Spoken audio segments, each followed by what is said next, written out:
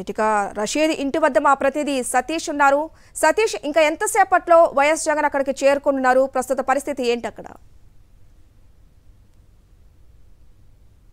కాసేపట్లోనే YS Jaganmohan Reddy చేరుకున్నారు. వినుకొండలో రషీద్ కుటుంబాన్ని పరామర్శించనున్నారు. ముఖ్యంగా రషీద్ హత్య మొన్న జరిగినటువంటి తీరు ఇప్పటికే రాష్ట్ర వ్యాప్తంగా తీవ్ర కలకలం రేపుతున్నటువంటి పరిస్థితి. అయితే ఇవాళ వైఎస్ జగన్మోహన్ రెడ్డి బయలుదేరినప్పటి నుండి పోలీసుల ఆంక్షలు మాటిమాటికి వైఎస్ జగన్మోహన్ రెడ్డి కాన్వాయ్ని నియంత్రించడం చేస్తున్నటువంటి పరిస్థితి. సో ప్రస్తుతం ఇప్పటికే కొంతమంది వైఎస్ఆర్ కాంగ్రెస్ పార్టీ నాయకులు కూడా చేరుకుంటున్నారు. మరి కాసేపట్లో వైఎస్ జగన్మోహన్ రెడ్డి చేరుకున్నారు. మనతో పాటు మాజీ ఎంపీ మోదుగుల వేణుగోపాల్ రెడ్డి ఉన్నారు. సార్, రషీద్ హత్య లాంటి ఉదంతాలు కానీ రాష్ట్ర వ్యాప్తంగా జరుగుతున్నటువంటి ఘటనలు కానీ మీరు ఇప్పటికే గతంలో కూడా గవర్నర్ కూడా కలిసి విజ్ఞప్తి చేశారు. అయినా సరే అదుపులోకి రానటువంటి పరిస్థితి ఏ విధంగా వ్యవహరిస్తుందంటారు? అధికారంలోకి వచ్చినటువంటి తెలుగుదేశం పార్టీ ఈ దాడులు లక్ష్యం ఏమై ఉంటుంది అనుకుంటున్నారు?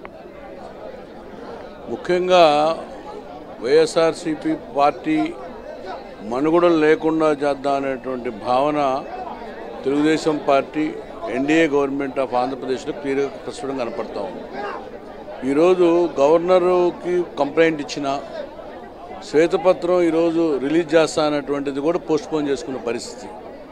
ముఖ్యంగా ఈరోజు వినుకొండలో జరిగినటువంటి ఈ యొక్క దాడి చూస్తూ ఉంటే అసలుకి ఈరోజు సమాజంలో బలహీనులు అనేటువంటి వాళ్ళు ఈ యొక్క రాష్ట్రంలో ఉండాలా లేదనేది ఒకటి, ముఖ్యంగా ప్రతిపక్షంలో ఉండటమే మేము చేసిన నేరం అనేటువంటి భావన వైఎస్ఆర్సీపీ శ్రేణులు కల్పించే విధంగా ఈరోజు ఈ హత్యాకాండ చూస్తూ ఉంటే నిజంగా సినిమాల్లో కూడా ఈ రకంగా ఇంత ఘోరంగా చూపించలేదు. నిజంగా ఈరోజు మరి లైవ్ చూపించినటువంటి పరిస్థితి వినుకొండలో కనపడతా ఉంది. వినుకొండ అంటే యాక్చువల్గా శాంతికి మారిపోయారు. అటువంటి చోట ఈ రకంగా రషీద్ హత్య చూస్తూ ఉంటే ఈరోజు రాష్ట్రంలో ఉన్నటువంటి ప్రతి మహిళ కానీ ఈరోజు ఈ రాష్ట్రంలో ఉన్నటువంటి ప్రతి వాళ్ళు కూడా భయపడే పరిస్థితి వస్తుంది. అందుకని డెఫినెట్గా దీన్ని ఈరోజు చంద్రబాబు నాయుడు గారి అధికారంలో ఉన్నటువంటి ఈ ప్రభుత్వం కనువిప్పు కలగాలి. రాబోయే రోజుల్లో లేకపోతే మటుకు ఈ శ్రేణులంతా కూడా డెఫినెట్గా తిరగబడేటువంటి పరిస్థితి వస్తుంది. గవర్నమెంట్ చేతిలో కూడా చేయిజార్చే పరిస్థితి ఉంటుంది. అందుకని ఈ రోజున నేను తెలుగుదేశం పార్టీ ప్రభుత్వాన్ని కోరేది ఒకటే, you please prevail the peace and tranquility. ఒక మనిషిని ప్రేమించుకునే విధంగా రాజకీయాలంటే ఓన్లీ ఎన్నికలకు మాత్రమే పరిమితం చేయండి. రాజకీయాల అభివృద్ధిని అడ్డుకునే విధంగా ప్రజలను భయభ్రాంతులు చేసే విధంగా కనుక పరిపాలన చేస్తే డెఫినెట్గా రిటాలియేషన్ అంటే ప్రతీకార చర్యలు ఉంటాయి. అది ఏ విధంగా ఉంటాయి అనేది కాదు. డెఫినెట్గా మీరు ప్రేమించండి, ప్రజల మనసు చూసుకోండి, మీరు అన్నటువంటి వాటిని ఈరోజు ప్రజలకి ఇచ్చి పరిపాలన చేయండి. కానీ ఈ రకంగా భయభ్రాంతులు చేసి కనుక పరిపాలన చేస్తే మటుకి రాబోయే రోజుల్లో తెలుగుదేశం పార్టీ ప్రభుత్వానికి ఈ ప్రజలు బుద్ధి చెబుతారు.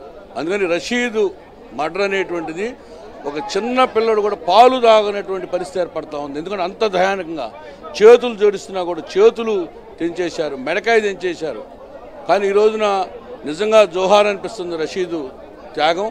డెఫినెట్గా రాబోయే రోజుల్లో కూడా అతని మనసుకి శాంతి కోరాలని భగవంతుని ప్రార్థిస్తూ డెఫినెట్గా ఈ వైఎస్ఆర్సీపీ కార్యకర్తలు ఇటువంటి టైంలో చాలా క్లిష్ట పరిస్థితులు ధైర్యంగా ఉండి మళ్ళీ రాష్ట్రాన్ని అభివృద్ధి పథకం ముందుకు తీసుకెళ్ళడానికి మనం ఏం చేయాలని ఆలోచించి చెప్తారు జగన్మోహన్ రెడ్డి గారు.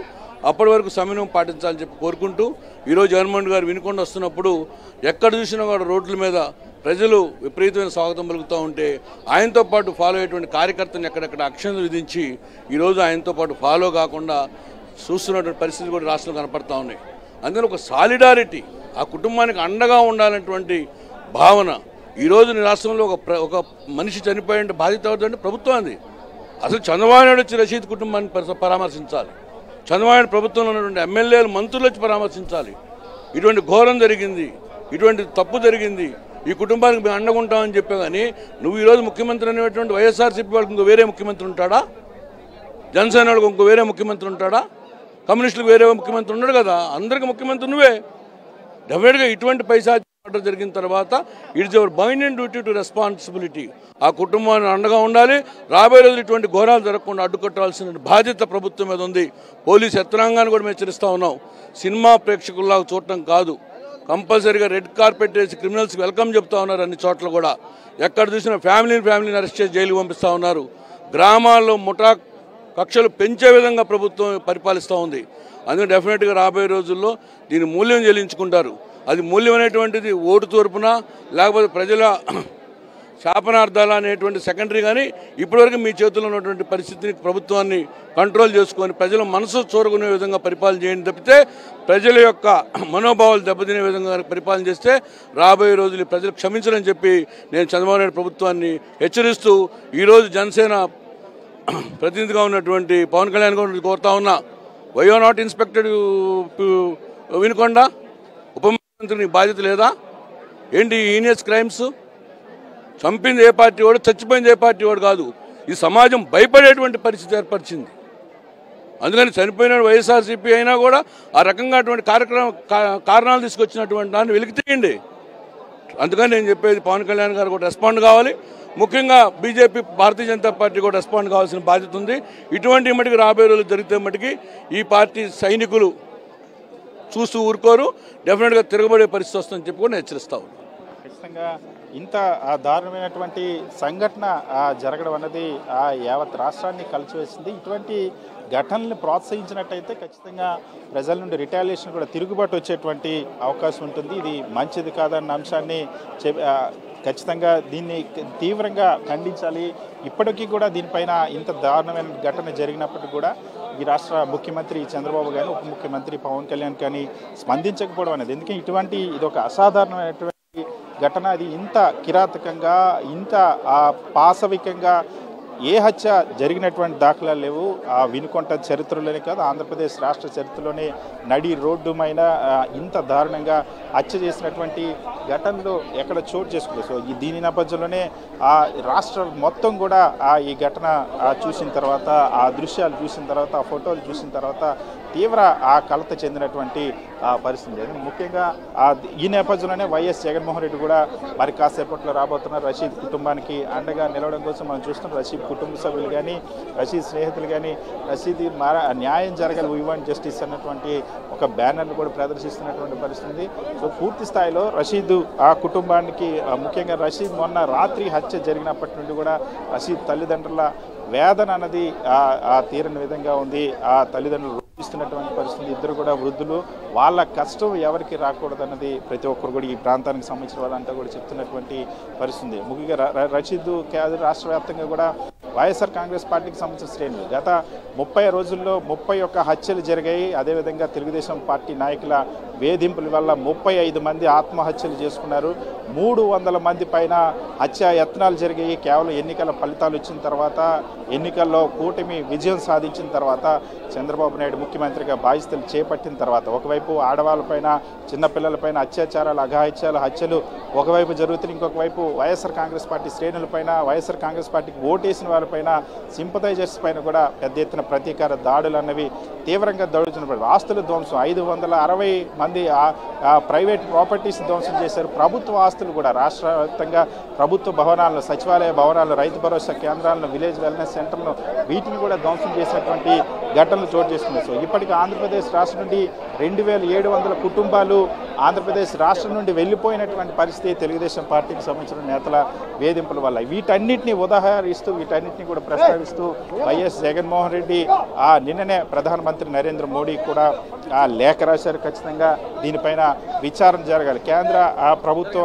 ఏజెన్సీల ద్వారా విచారణ జరపాలని వైఎస్ జగన్మోహన్ రెడ్డి ప్రధానమంత్రికి రాసినటువంటి లేఖలో డిమాండ్ చేశారు. ఆ లేఖలో డిమాండ్ చేసినప్పుడు చాలా అంశాలు ప్రస్తావించారు. మరీ ముఖ్యంగా ఏవైతే వైఎస్ జగన్మోహన్ రెడ్డి నిన్న మళ్ళీ మొన్న ఈ హత్య జరగడమే కాదు, నిన్న వైఎస్ఆర్ కాంగ్రెస్ పార్టీ లోక్సభ పక్ష నాయకుడు రాజంపేట ఎంపీ మిథున్ రెడ్డి పైన కూడా దాడి, అయితే పుంగనూరులో ఆయన సొంత నియోజకవర్గంలో మిథున్ రెడ్డి మాజీ ఎంపీ రెడ్డప్ప నివాసానికి వెళ్ళినప్పుడు, రెడ్డప్పని పరామర్శించడానికి వెళ్ళినప్పుడు ఆయన ఇంటిపైన కూడా దాడి చేశారు. తెలుగుదేశం పార్టీకి సంబంధించినటువంటి కార్యకర్తలు రాళ్లతోని, మారణాయుధాలతోనూ పెద్ద ఎత్తున దాడి చేసినటువంటి ఘటన ఉంది. సో ఈ దాడులు వరుసగా జరుగుతూ ఉన్నాయి. ఇటువంటి పరిస్థితుల్లో ఆంధ్రప్రదేశ్ రాష్ట్రంలో శాంతి భద్రతలు పూర్తిగా అదుపు తప్పాయి, పతనావస్థకి చేరాయి. ఖచ్చితంగా ప్రధానమంత్రి స్పందించి చర్యలు తీసుకోవాలి, కేంద్ర దర్యాప్తు సంస్థలతో విచారణ జరపాలని కూడా వైఎస్ జగన్మోహన్ రెడ్డి ఆ లేఖలో కోరారు. ఇప్పుడు లేఖలో కోరడమే కాదు, ఖచ్చితంగా ఇప్పుడు రషీద్ కుటుంబాన్ని పరామర్శించిన తర్వాత,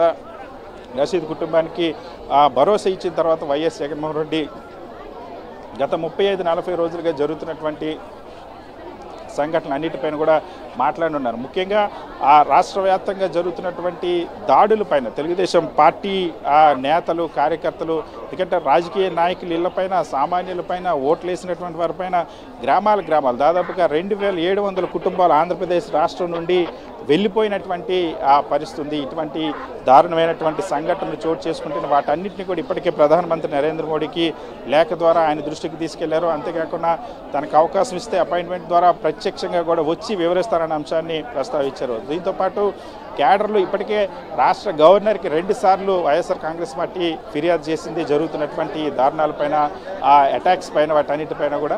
సో ఈ నేపథ్యంలో ఆ వైఎస్ఆర్ కాంగ్రెస్ పార్టీ శ్రేణుల్ని ముఖ్యంగా వైఎస్ఆర్ కాంగ్రెస్ పార్టీ క్యాడర్కి మనోధైర్యం నింపడానికి వైఎస్ఆర్ కాంగ్రెస్ పార్టీ కార్యకర్తల్లో భరోసా నింపడానికి వైఎస్ జగన్మోహన్ రెడ్డి రషీద్ కుటుంబాన్ని పరామర్శిస్తూ ఉన్నారు. రషీద్ ఎందుకంటే వైఎస్ఆర్ కాంగ్రెస్ పార్టీకి సంబంధించినటువంటి కార్యకర్త, ఆ వైఎస్ఆర్ కాంగ్రెస్ పార్టీ కోసం పనిచేసినటువంటి కార్యకర్త, తెలుగుదేశం పార్టీ కార్యకర్త జిలాని అత్యంత దారుణంగా ఆ రాజకీయ కక్షతో హత్య చేసినటువంటి ఉదంతం అన్నది రాష్ట్ర వ్యాప్తంగా కాదు దేశవ్యాప్తంగా చర్చనీయాల్సిన ఘటన. అత్యంత పాశవికంగా ఎవరు కూడా ఆ హత్య జరిగినటువంటి దృశ్యాలు చూసిన తర్వాత చలించకుండా ఉండలేనటువంటి పరిస్థితి. ఇప్పటి వరకు కూడా ఇటీవల కాలంలో కాదు దాదాపు 10-15 ఏళ్లలో ఎక్కడ కూడా ఆంధ్రప్రదేశ్ రాష్ట్రంలో అటువంటి దారుణమైన హత్య జరగదు. వినుకొండలో అయితే వినుకొండ చరిత్రలోనే ఎప్పుడు ఇంత కిరాతకమైనటువంటి హత్య జరగలేదని ఇక్కడున్నటువంటి స్థానికులంతా కూడా చెప్తారు. వినుకొండ మొత్తం కూడా ఒక భీతవాహమైన పరిస్థితి, భయభ్రాంతులకు గురైనటువంటి పరిస్థితి నెలకొంది. సో అటువంటి ఘటన నేపథ్యం ముందుగా ఆ కుటుంబానికి ఖచ్చితంగా, ఎందుకంటే ఆ తల్లిదండ్రులు